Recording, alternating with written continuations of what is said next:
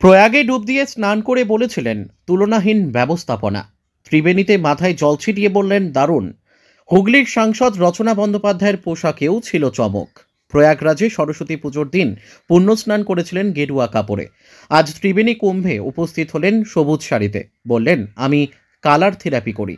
উত্তরপ্রদেশের প্রয়াগরাজে মহাকুম্ভে পুণ্য স্নান করেছিলেন তৃণমূল সাংসদ রচনা বন্দ্যোপাধ্যায়।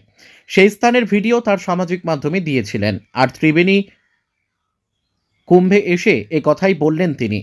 তৃণমূল সাংসদ বলেন, সরস্বতী পুজোর দিন ভিড় হবে বলে আমাকে যেতে বারণ করেছিল। আমি বলেছিলাম সরস্বতী পুজোর দিনে স্নান করব।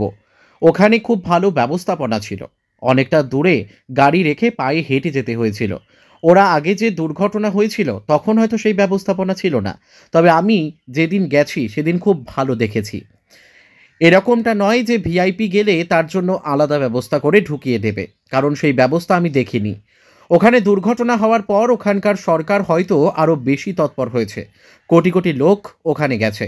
মানুষ যদি একটু দৌড়াতে শুরু করে তাহলে কি হতে পারে? ত্রিবেণী কুম্ভ মেলার ব্যবস্থাও ভালো।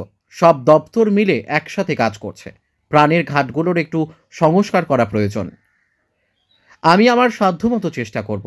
মহাকুম্ভে স্নান করেছি, তাই এখানে আর করলাম না। গঙ্গা জল মাথায় নিলাম।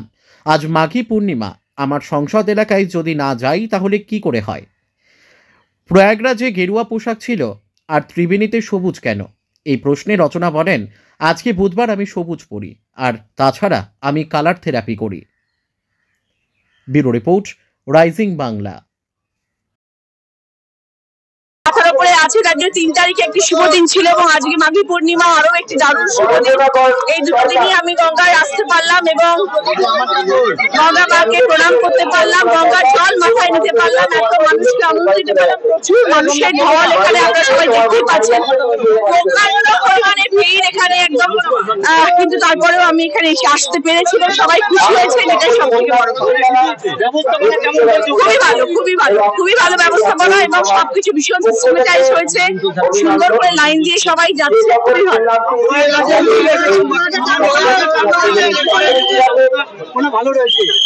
আমার গঙ্গাজি কোনো রকম অসুবিধা হয়নি, সেটা নিয়ে আমি বলছি, এবং আমার কোনো ব্যবস্থাপনাতেও কিছু খারাপ লাগেনি সেখানে।